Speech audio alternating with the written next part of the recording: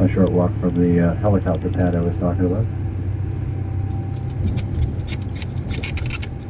And you can see that the helicopters are very popular today. I think they might be running 15-minute tours, because here comes another one.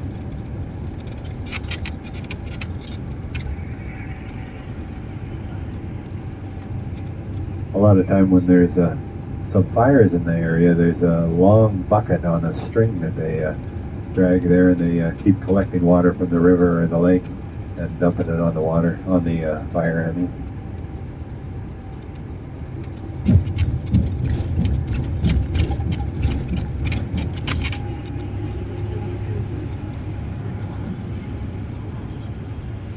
Now these Rocky Mountains were built over about 100 million year span, started about 140 million years ago. They call that the mountain building event. So it all came about before these continents that we recognize were in their positions that we are used to.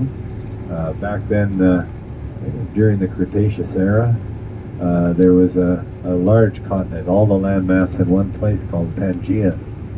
And there was a change in the climate, a change in something, and the large continent started to break up, and the different tectonic crustal plates started to move around, eventually getting to where they are today. But at the time, there was a lot of violence involved, a lot of crashing and crushing and interference, I guess we call it. And so part of that was when the North American tectonic plate actually ran into the Pacific plate. The Pacific plate went underneath of the North American plate and caused a few problems on the North American plate. It started to wrinkle, it started to crack. Volcanoes sort of erupted, and over 100 million years, the crust actually wrinkled up. If you can imagine a piece of paper on the table, and you push on each side, it sort of bows in the middle and comes up in the air. And that's pretty well what was happening with the Earth's crust at that time. And so what happens is it happens over and over again. The wrinkles get bigger and bigger, and eventually they break off. And one part would thrust over the other part and break off on the far side. And so this is what you see with these thrust faults I'm talking about. Now, if you look straight ahead at Pigeon Mountain, you can see the classic shape again, where it starts at the bottom and moves up at about a 45-degree angle or so, and then it breaks off. So that broken part, the part that would be connected to it like a jigsaw puzzle, is actually far underground, and this is rolled over top of it. And so this is very typical of compression faults under the ground, or in this case above the ground.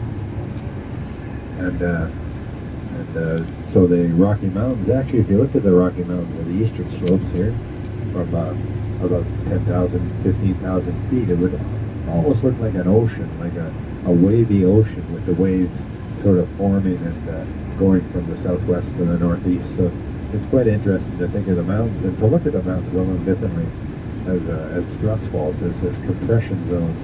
And so as places where the crust sort of actually squeezed together and accordioned up, I guess. So that was 100 million years of mountain building. And when these mountains were built, they had a lot of soft, new rock on top of them, on top of the crust. And they were estimated to be, could have been 3 times as tall as they are now. So just imagine that, as this mountain here, this Pigeon Mountain, being, instead of 6,000 feet, being 18,000 feet up. Now over the 100 million years and 140 million years, erosion is sort of taking things down a little bit, taking all the soft rock off the top. And so a lot of times the mountains you see and the cliff faces and the rocks that are on top of the mountain are actually very old. They're the core, so you can figure a core coming up with a bunch of overburden, a bunch of younger rock on top. That rock gets eroded away, and you're left with the core that's sticking up, that's part of the mountains. And so you see that a lot here,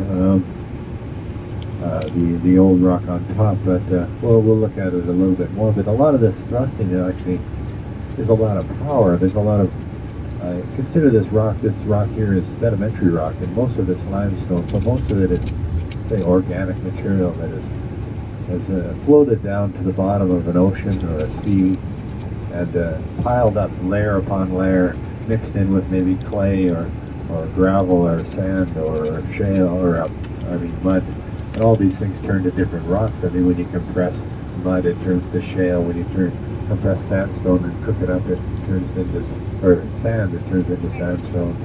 And limestone is just a lot of organic material, whether it's reef or just little animals. And they come by layer upon layer upon layer, and continuously over billions of years, and eventually form rock. So you can consider, if you have 1,000 foot of rock, how many feet of sedimentation that must have been to compress into that rock.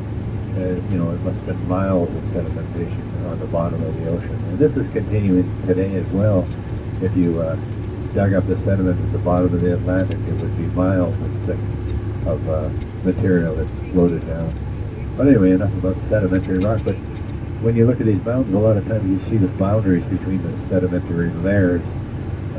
Even the one on the left here, you can see that's mostly limestone, but you can see the layers of limestone, so you can see how it was laid down in a horizontal bottom of the ocean, and then eventually compressed into rock.